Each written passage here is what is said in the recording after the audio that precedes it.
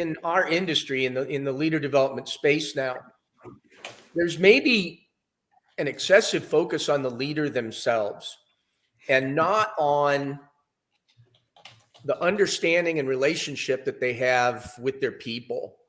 Yeah. And I've always been fond of saying that if you can't see the world through the eyes of the people that you're trying to lead, how can you possibly say the right things to influence them?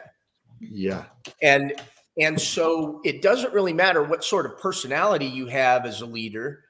I never talk about leadership style, but what I talk about is how do you see the world through the eyes of the people that you're trying to lead?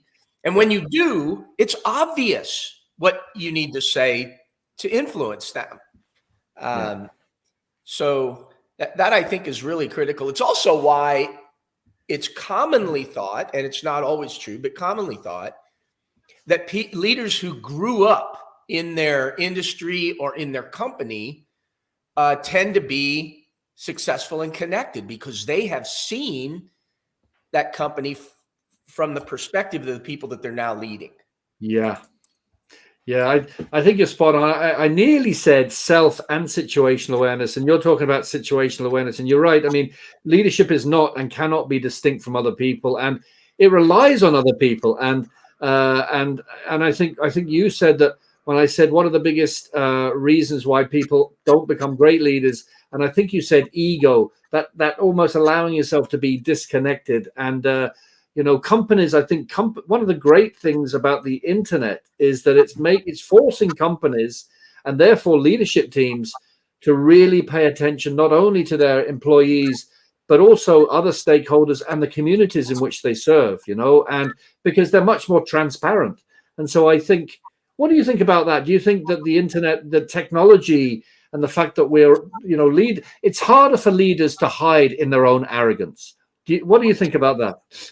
Well, I think it's absolutely true. You know, you say something that's arrogant or off-putting, and it goes around the world in 10 minutes.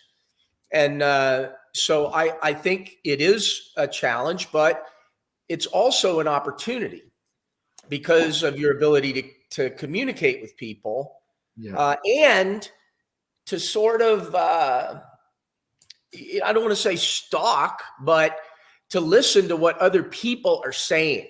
And there's just so much more information about what's around us. And the price we pay is that if we're not careful, it can work against us.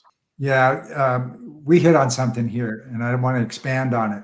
You know, and that is becoming present with the ego situation.